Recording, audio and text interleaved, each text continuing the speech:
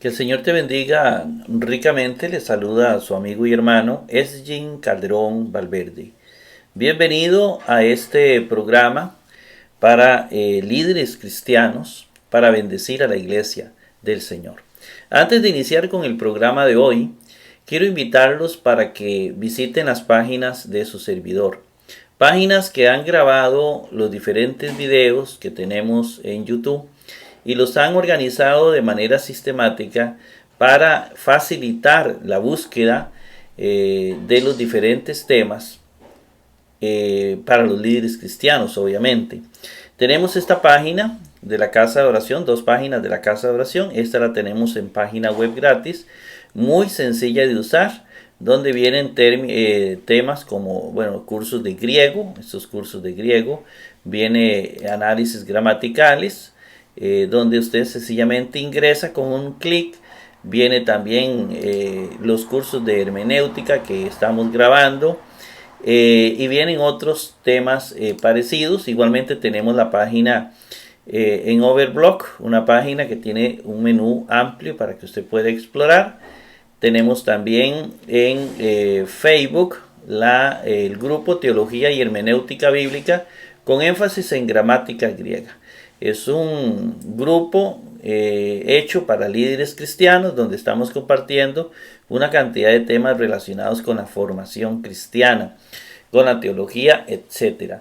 Yo lo insto para que usted ingrese y sea parte de este grupo, participe si es teólogo o si tiene conocimientos en hermenéutica, compartiendo sus conocimientos con los líderes cristianos.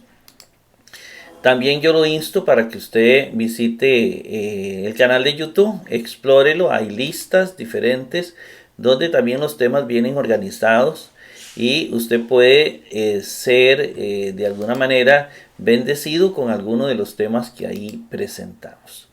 Para acceder a estos recursos, escriba en Google mi nombre, así de sencillo, y ahí aparecerá mi nombre, Esgin Calderón Valverde, y aparecerán primero el canal de YouTube. En este momento está apareciendo, luego aparecen las páginas gratuitas que les acabo de mencionar, aparece Facebook para que usted pueda ingresar y pueda también ser parte de estos grupos. Y también quiero invitarlo para que se inscriba en el diccionario digital excavadigital.com. Este diccionario, excavadigital.com, es un diccionario que nos sirve para traducir textos griegos. Es más que un diccionario porque aparte de la palabra que trae, la palabra como aparece en el Nuevo Testamento, nos va a dar la categoría gramatical a la que pertenece, los accidentes gramaticales del término, el paradigma al cual pertenece y los textos bíblicos en el Nuevo Testamento donde esa forma concreta aparece. Aparte de la traducción, esta herramienta es útil para traducir textos del Nuevo Testamento.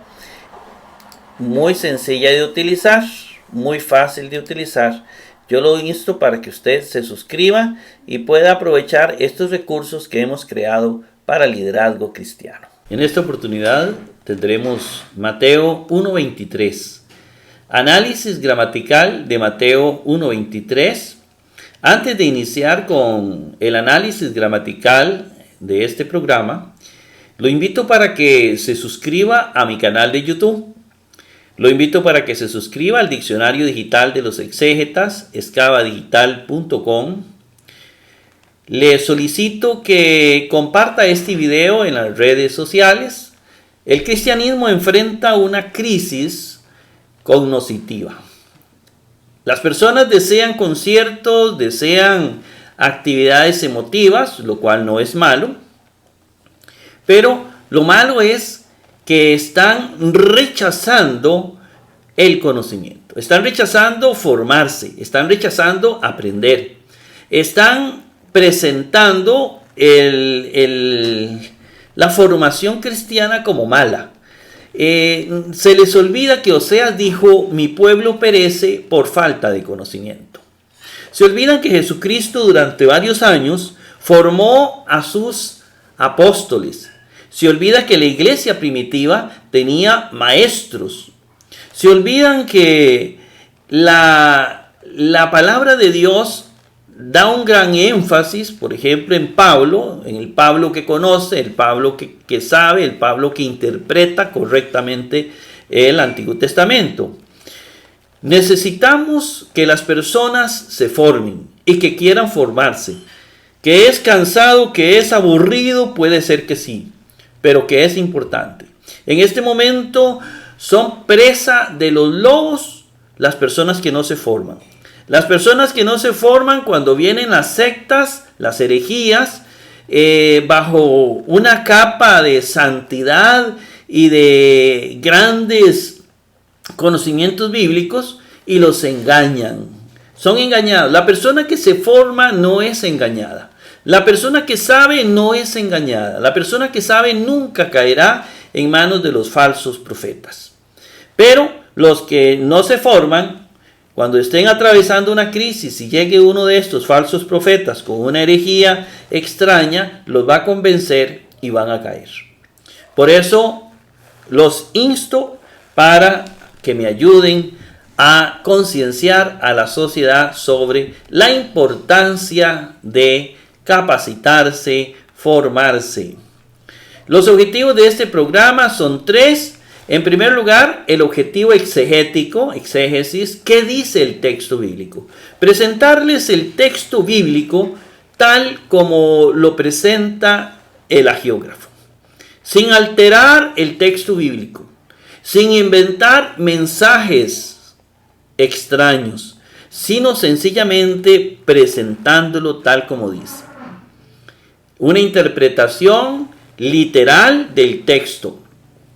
Pero el segundo objetivo, el objetivo hermenéutico, ¿qué quiere decir el texto? Los textos se traducen literalmente, pero se interpretan simbólicamente. No es literal la interpretación del Evangelio.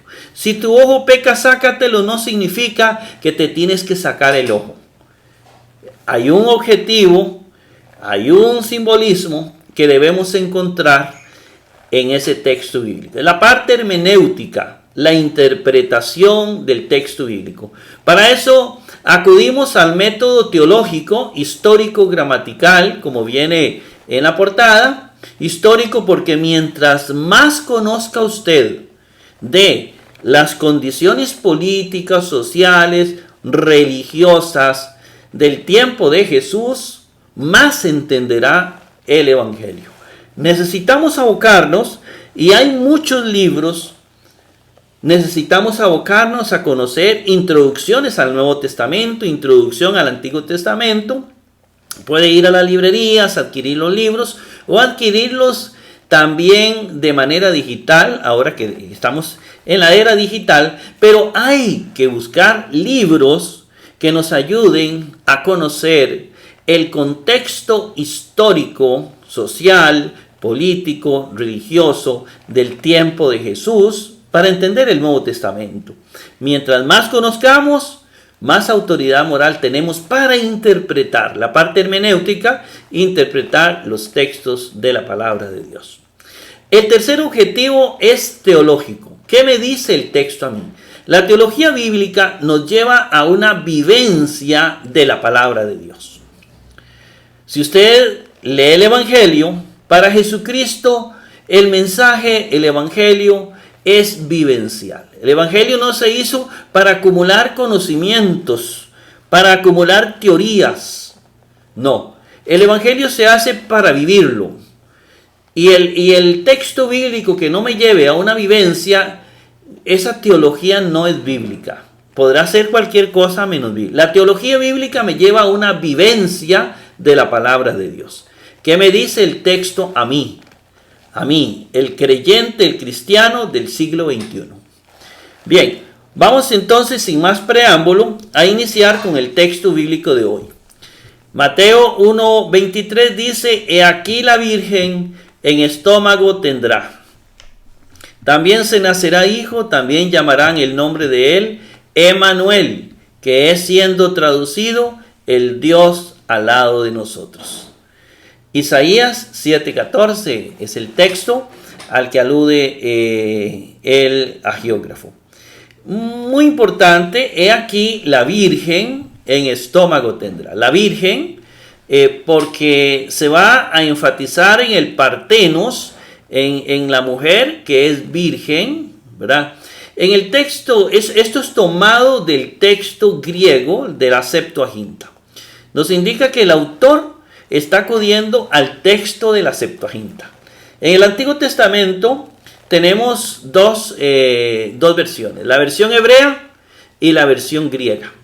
La versión griega del Antiguo Testamento es la Septuaginta, la que hicieron los 70 ancianos en la Biblioteca de Alejandría en los tiempos de los Ptolomeos, la famosa Biblioteca de Alejandría, y ahí se hizo la versión de los 70, que es la versión griega, que es la que se leía en las diásporas, es decir, los judíos que vivían fuera de Palestina o fuera de Israel. Ellos leían casi siempre la Biblia, no la griega, sino no la hebrea, sino la griega. La hebrea se leía más que todo en el pueblo de Israel, pero también ahí se leía la Biblia griega. Aquí vemos que el autor toma un texto donde dice, he aquí la Virgen, la Partenos. En la Biblia hebrea habla de la doncella, la joven. Entonces, denota que el autor sagrado del Evangelio le interesa la parte de que María es virgen. María, cuando tiene a Jesús, María es virgen. No ha tenido coito, relaciones genitales con ningún hombre. Ella es virgen. Es decir, está defendiendo, protegiendo que ese hijo, Jesucristo, nace de una manera sobrenatural porque es Dios con nosotros, o Dios al lado de nosotros. Entonces, tenemos eso en primer lugar, el Isaías 7:14 de la Biblia Septuaginta. Nos podría estar indicando también que el texto no fue escrito, el relato de Mateo, o el libro del Evangelio que llamamos Mateo, no fue escrito para judíos, sino para gentiles. Fue escrito para personas que no eran judías. ¿Por qué lo decimos? Bueno, porque vea lo que dice, también llamarán el nombre de él Emanuel. Y luego él agrega, que es siendo traducido el Dios al lado de nosotros. ¿Por qué tiene que traducir el texto hebreo si le está escribiendo a hebreos? A menos que el destinatario no sea hebreo, sino que sea griego. Entonces, son indicios de que el Evangelio de Mateo pudo haberse recopilado en Israel para personas de alguna iglesia concreta fuera de Israel. Para alguna de las iglesias a las que Pablo le predicó, que Pablo creó, y seguramente para ellos hizo el relato, y tenemos un texto que realmente nos dice mucho. La Virgen en estómago tendrá, así se le decía el texto griego, gastri exi, estómago tendrá, quedará embarazada, nacerá hijo, llamarán el nombre de él Emanuel, que siendo traducido el Dios al lado de nosotros. El nombre de Emanuel, Dios con nosotros, o Dios al lado de nosotros por el metá, ¿verdad? Puede indicar que Jesús es Dios, pero no el Padre, ¿verdad? No el Padre, sino, recordemos que la palabra Dios en el hebreo es Elohim. Elohim es un sustantivo plural que implica varias personas dentro del nombre Elohim. Es un sustantivo que se utiliza en singular, pero es plural en hebreo, Elohim. Entonces, Dios al lado de nosotros puede ser que está aduciendo a Jesús, que es Dios, como dice Juan 1.1. Juan 1.1 también comienza defendiendo que Jesucristo es Dios, pero no está diciendo que Jesucristo sea Dios Padre, sino que Jesucristo es Dios pero en este caso sería Dios Hijo, no el Padre, sino el Hijo. El Hijo es Jesucristo, al lado de nosotros. También podría significar que Jesucristo implica que Dios Padre está al lado de nosotros a través de Jesucristo o por medio de Jesucristo. Cualquiera de los dos sentidos es viable y no contradice la Biblia. Lo que sí contradice la Biblia es creer que Jesucristo es Dios Padre, porque entraríamos en conflicto con casi todo el Nuevo Testamento, que presenta a Jesucristo diferente al Padre y diferente al Espíritu Santo.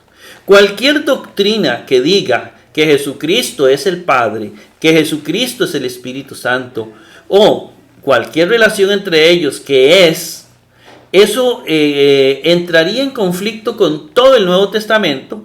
Habría que agarrar el Nuevo Testamento y botarlo casi todo, porque casi todo, por no decir todo, el Nuevo Testamento presenta al Padre, al Hijo y al Espíritu Santo como tres personas distintas, como lo vamos a ir viendo. Por ejemplo, ese texto, Jesucristo se llama Dios con nosotros. Pero ese Dios con nosotros puede significar esas dos cosas. Que el Padre está al lado de nosotros a través de Jesús, que es como ejercer una función diplomática. El embajador, cuando va a un país, el embajador viene en nombre del presidente. Y ese embajador dice, el presidente de Costa Rica está con ustedes a través del embajador. Pero el embajador no es el presidente, el embajador nada más es un representante del presidente. Jesucristo asume una función donde Dios está con nosotros por medio de ese. Nosotros los cristianos también ejercemos esa función embajadora, y donde estemos nosotros es como si estuviera Jesucristo o el Padre. Lo que a él le hacéis, a mí me lo hacéis. Esa es una función embajadora que le da Jesús a los pobres, a los que sufren, ¿verdad? Si visitaste a los enfermos, es como si me hubieran visitado a mí. Pero no significa que el enfermo es Jesús y que hay que adorarlo. No, es una función embajadora que tiene esa persona. Es algo parecido a esto. Puede estarse hablando de una función embajadora que tiene Jesús. La Reina Valera traduce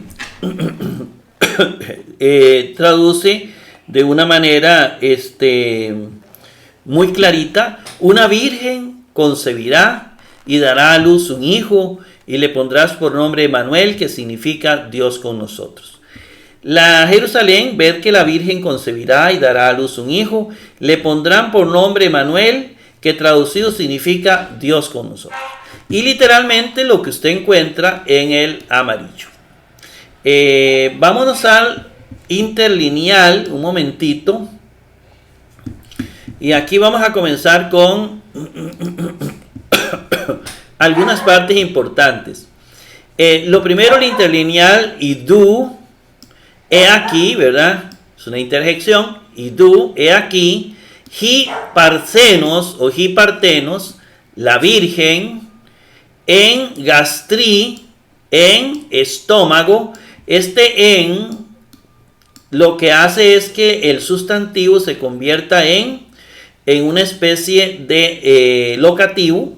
Exi tendrá que también texete se nacerá ión, también se nacerá hijo.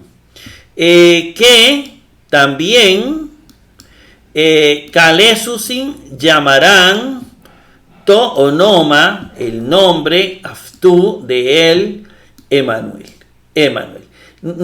Aquí Jesucristo nunca se llamó Emmanuel, pero es una función que tiene Jesús de ser Dios con nosotros. Luego viene o estin, que es meterminewómeno, ¿verdad? Que es siendo traducido met, al lado, y mon, de nosotros, o seos, el Dios. Como Oseos es el sujeto de la oración, se pone de primero. El Dios al lado de nosotros, o lo que muchos dicen, el Dios con nosotros. Al lado de nosotros es con nosotros, es lo mismo. Bien, explicar que la genealogía y el relato del nacimiento de Jesús, pero todo concretamente el capítulo 1 y 2 de Mateo, no es parte del documento Q.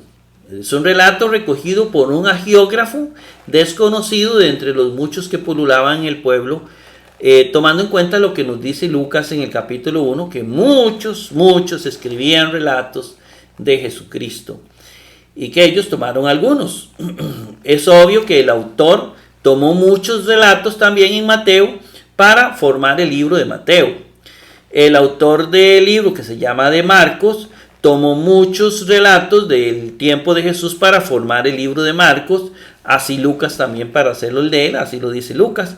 Entonces, como Lucas hizo el evangelio según Lucas, que no es Lucas el que escribe, seguramente ya estaba muerto Lucas cuando el relato se hizo, pero así se hizo también Mateo.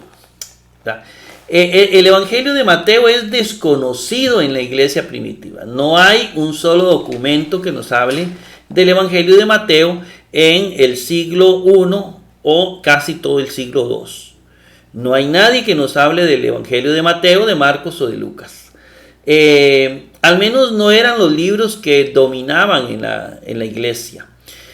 Parece más bien que el evangelio que va a privar en esos dos primeros siglos es el evangelio oral, en las iglesias. Los apóstoles, en el momento que estaban vivos, en el siglo I, relataban el evangelio de viva voz. Y eso hacía que el evangelio escrito no fuera necesario. Supuestamente después, un tiempo, son los obispos, los líderes de las iglesias, los que transmiten lo que los apóstoles les transmiten. Entonces tienen la autoridad de los apóstoles, tienen una autoridad apostólica para transmitir el evangelio en forma oral. Eso es lo que podemos ver cuando leemos los libros del siglo I y siglo II de la iglesia cristiana. Entonces, de estos tres evangelios, Mateo, Marcos y Lucas, hay un eslabón perdido, digámoslo así, que nos indique ese proceso en que se formaron los tres evangelios. Lo que hay son hipótesis y teorías sobre cómo llegaron a conformarse estos tres evangelios. Lo que sí sabemos y lo que podemos descartar es que Mateo haya escrito un evangelio. No hay una sola prueba que nos diga que Mateo, solo hay personas siglos después o tiempo después. Eusebio menciona algunos que dicen que Mateo escribió el evangelio. Lo mencionamos al principio de este programa, que nos dice que habían personas unas décadas después que dicen que fue Mateo el que lo hizo, que fue Marcos el que hizo Marcos, Lucas, pero eso es más bien algo nacido en la piedad popular. ¿Quién sabe con qué relación o con qué relacionaron el evangelio de Mateo con Mateo?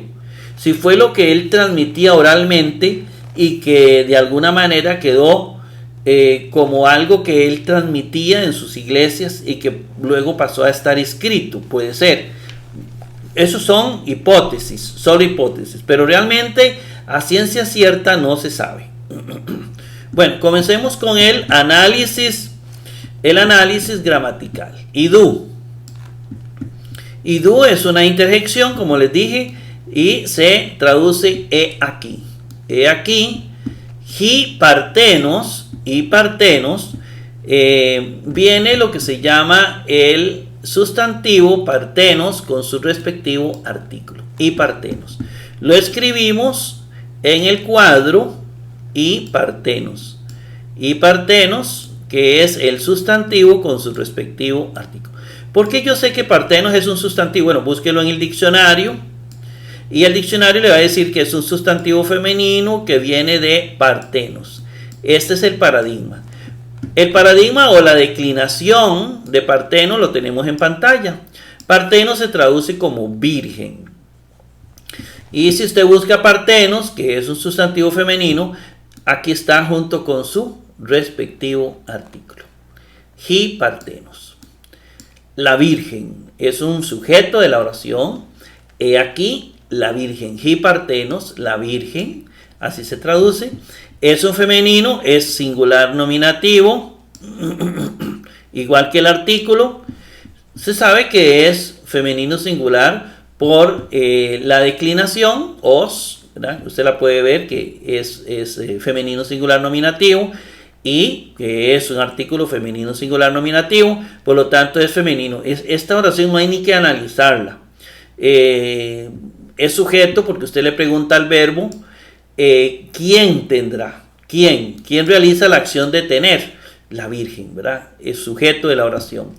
La Virgen, hipartenos, pasamos de página, viene en gastri, viene en una preposición y viene el sustantivo, una preposición sustantivo sin artículo. Aquí viene el sustantivo con el artículo, aquí viene sin artículo.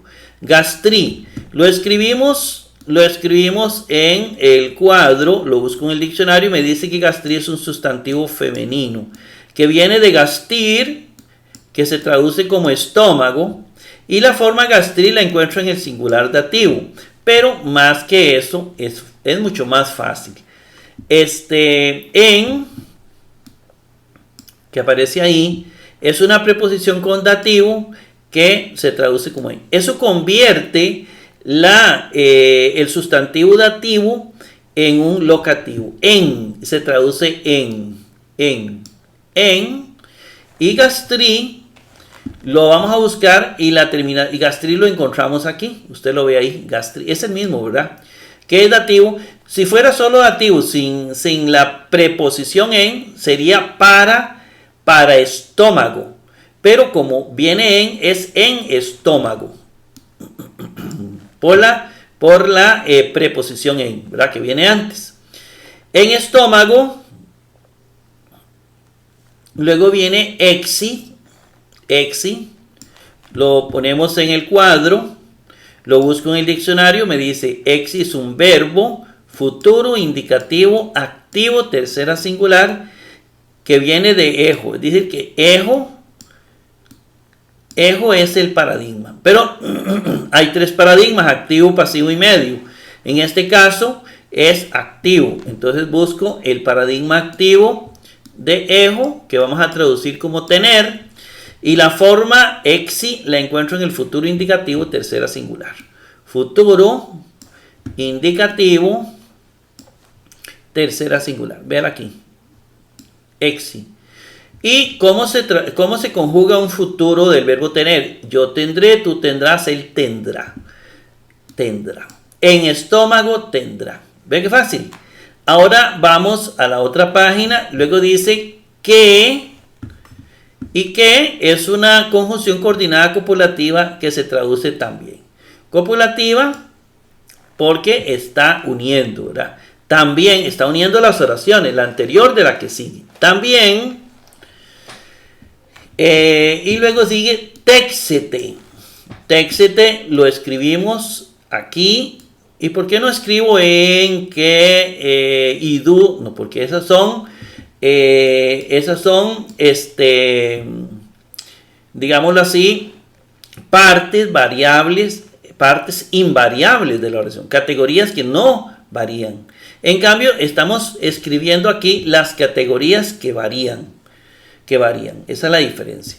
Téxete lo busco en el diccionario, me dice que téxete es un verbo futuro indicativo medio, tercera singular, que viene de tixto. Ese es el paradigma. Entonces hay que buscar el paradigma pero medio, porque los verbos tienen activo, medio y pasivo. Este es medio, y el paradigma medio de tixto, que yo lo voy a traducir como nacer, es el que tiene en pantalla. Y esta forma téxete está en el futuro indicativo, tercera singular. Futuro, tiempo futuro, modo indicativo, tercera singular. tercera persona singular, es este. Y entonces en futuro el verbo nacer es yo naceré, tú nacerás, él nacerá, pero está en voz media. Es decir, que la función del sujeto no la realiza el sujeto hacia afuera, sino hacia sí mismo. Yo me naceré, tú te nacerás, él se nacerá. Entonces por eso se pone se nacerá. Pero bien, también puede ser nacerá. También nacerá, ¿verdad? Ión lo escribimos en la tabla, lo busco en el diccionario, me dice que ión es un sustantivo masculino que viene de ios. Este es el paradigma. Pongo el paradigma, estamos en la otra página, estoy con ión, lo busco en el diccionario, sustantivo masculino, por eso escribo toda la estructura azul masculino, ¿verdad? Que vienen todos los artículos masculinos. Viene de ios, este es el paradigma o la declinación, que se traduce como hijo, y aquí está todo el paradigma del hijo, ¿lo ves? Entre negro y rojo y azul, los versos bíblicos. Y ¿dónde encuentro ión? Bueno, lo encuentro aquí, ¿ves? Lo encuentro ahí, es decir, que es un acusativo. Es un masculino singular acusativo. Nacerá hijo. Nacerá hijo.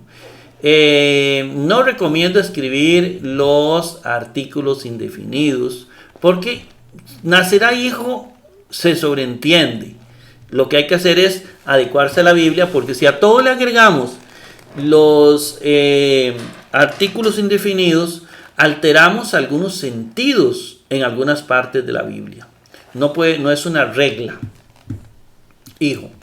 Luego, hijo, que otra vez, en este caso, que es una conjunción coordinada copulativa, también va a unir. Recuerde que está uniendo unió esta oración con esta oración. Y ahora que une la oración que sigue, ¿verdad? Toda la oración que sigue. Es una conjunción coordinada copulativa. Está uniendo oraciones. Funciona para unir oraciones, para copular oraciones.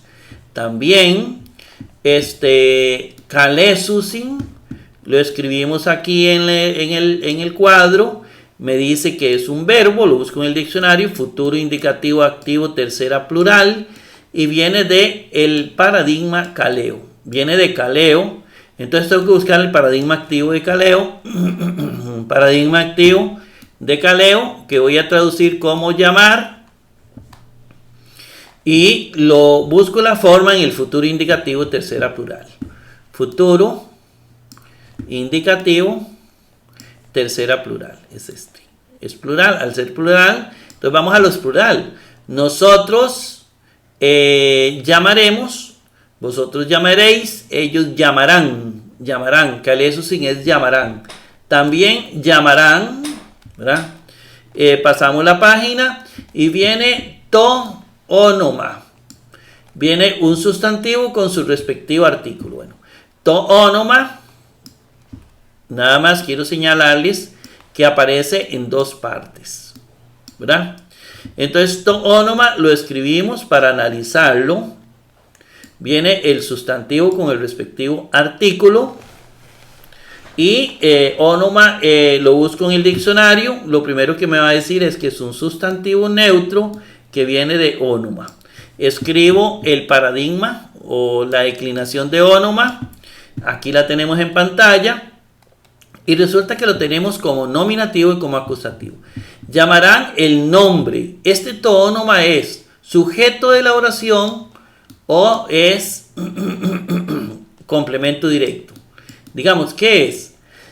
Para eso tenemos que acudir al verbo kalesusin, llamar. Bueno, ¿quién llama? ¿Quién llama? Ese es el sujeto de la oración. ¿Quién llama?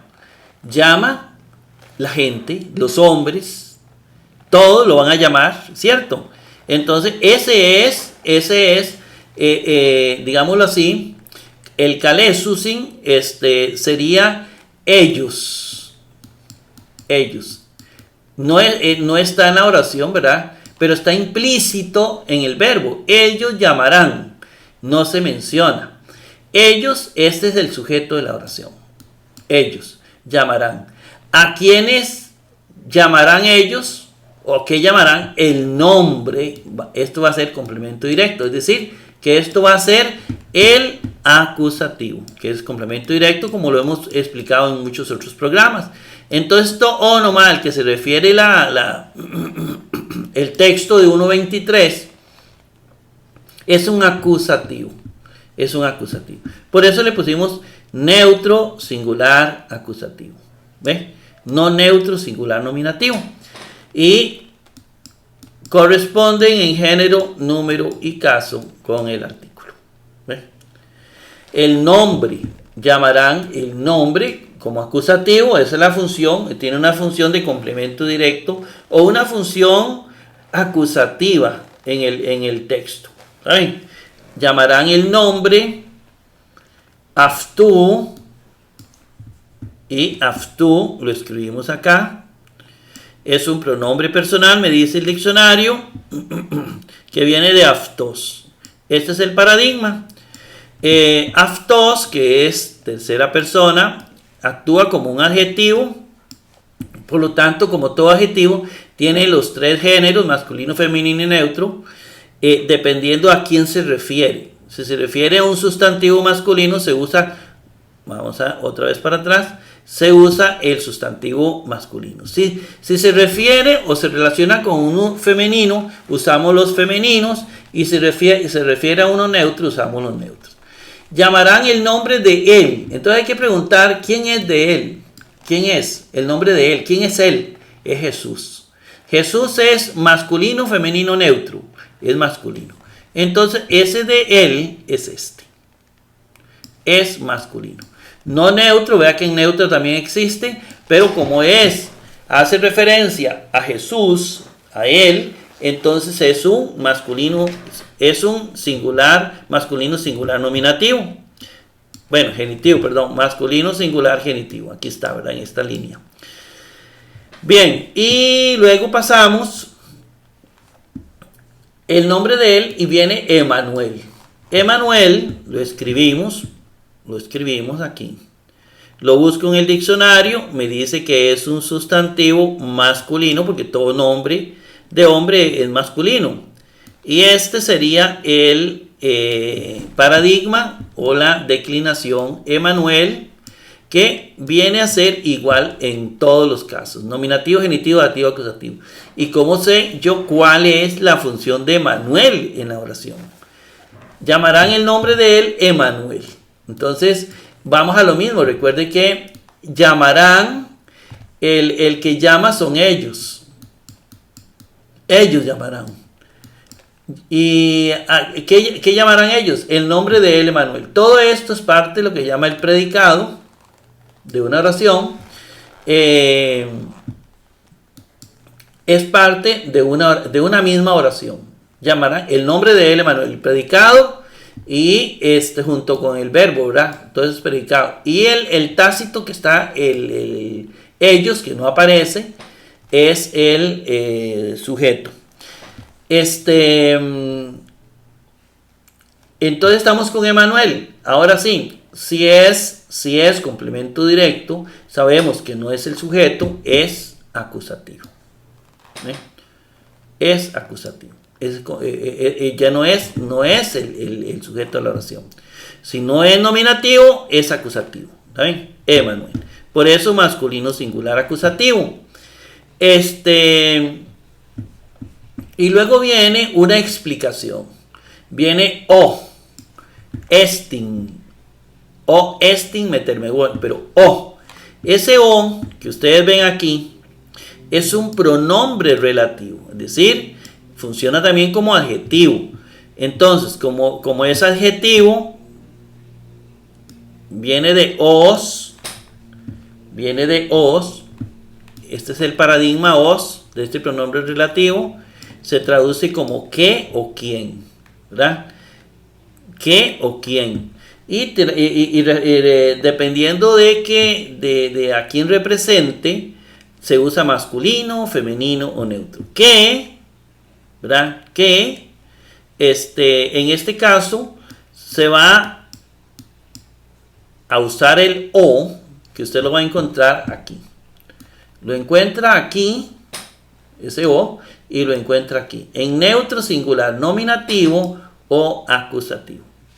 ¿Lo ves ahí? Está facilito, ¿verdad? Entonces, sabemos que es neutro y sabemos que es singular. Pero ¿es nominativo o es acusativo? Que es traducido, ¿verdad? Que es traducido. Recordemos que aquí, ese que hace referencia, está haciendo referencia a el Emanuel, pero ya aquí el Emanuel pasa a ser más como sujeto de la oración, ¿verdad? Digamos, haciendo referencia al Emanuel, pasa a ser un sujeto de la oración, ¿verdad? Que es. Alguien podría decir, tal vez para hacerlo más fácil, ¿cuál es el sujeto de estin? ¿Cuál es el sujeto de es? ¿Quién es? ¿Ese qué? ¿Qué es? O quién es, también se podría, quién es. Está hablando de esa traducción. ¿Quién es? Ese es el sujeto. Entonces, obviamente es nominativo, ¿verdad? Es nominativo. Que el verbo juega un papel muy importante para conocer las funciones de los sustantivos en una oración. Y luego viene estin, este verbo que es copulativo, que lo busco en el diccionario, es un verbo presente, indicativo, activo, tercera singular, que viene de imi, que es el verbo ser y estar. Me gusta usar mucho la traducción ser. Está en voz activa, busco el paradigma activo de imi, que es el verbo ser. Y esta forma, estin, yo la voy a encontrar, bueno, vamos a seguir el protocolo: presente, indicativo, activo, presente, indicativo, ya sabemos que es activo, tercera singular. Lo vamos a encontrar en la tercera. Yo soy, tú eres, él es, así se traduce. Y lo encontramos aquí, ¿verdad? Estin, yo soy, tú eres, él es. ¿Qué es? Ahí está, es. Pasamos la página y está meter o meser minewomenum. Meter minewomenum o meser simeno. Depende como usted lo traduzca la tita o la cita. Yo lo busco en el diccionario y meter minewomenum es un participio presente pasivo, neutro singular, nominativo, que viene del verbo meter mineuo, que se traduce como traducir. Entonces, busco el presente pasivo de meter mineuo, aquí está, que se traduce como traducir, y la forma meter mineuomenum está en el presente pasivo, en el neutro singular nominativo. Neutro singular nominativo es este, que obviamente este mismo podría estar aquí, pero es un neutro singular nominativo porque es traducido, ¿verdad?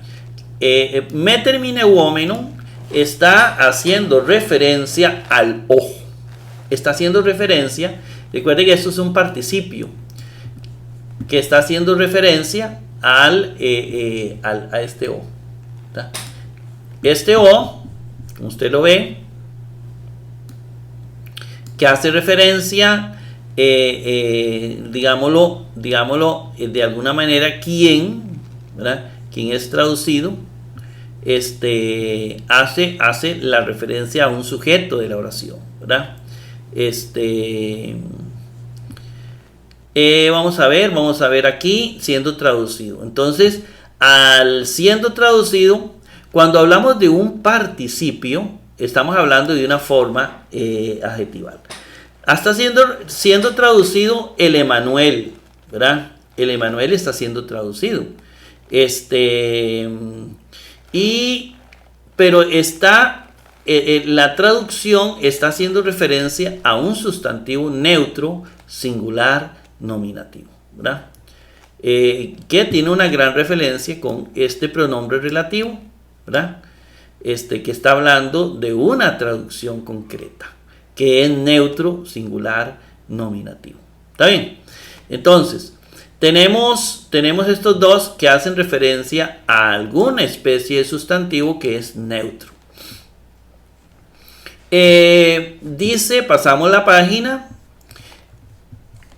y dice met, y este met, que es traducido, este met lo tenemos aquí como una preposición con acusativo al lado de, está tapado, ¿verdad? Al lado de, ahí lo tenemos. Vamos a presentarlo en el orden que está ahí. Imón, al lado de imón. Imón es un plural genitivo, como usted lo puede ver aquí. Ese imón viene de ego. Es un pronombre personal, ego, yo, pero ese ego no tiene, la primera y la segunda, ego y su, no tienen género, como lo hemos explicado en otros programas. Entonces nada más es plural genitivo. Y ahí se ve ese mismo, ¿verdad? Que se traduce de nosotros. De nosotros. De nosotros. Así de sencillo. Luego tenemos el sustantivo y el artículo. El sustantivo teos y tenemos el artículo o. Yo busco el sustantivo teos en el diccionario, me va a decir que es masculino, que viene de teos. Ponemos el paradigma teos, Dios, en la pizarra, en la pantalla. Si usted lo ve con el artículo que usa es o, está sencillo, y teos obviamente lo acompaña. No hay mucho donde perderse, porque el os me dice que es nominativo, entonces es sujeto de la oración, por lo tanto va al principio. Dios, el Dios al lado de nosotros. Y así se traduce este hermoso texto. Bien, hermanos, de esta manera espero que les haya funcionado, les haya servido. Que Dios me los bendiga a todos ricamente y nos vemos en el 1.24.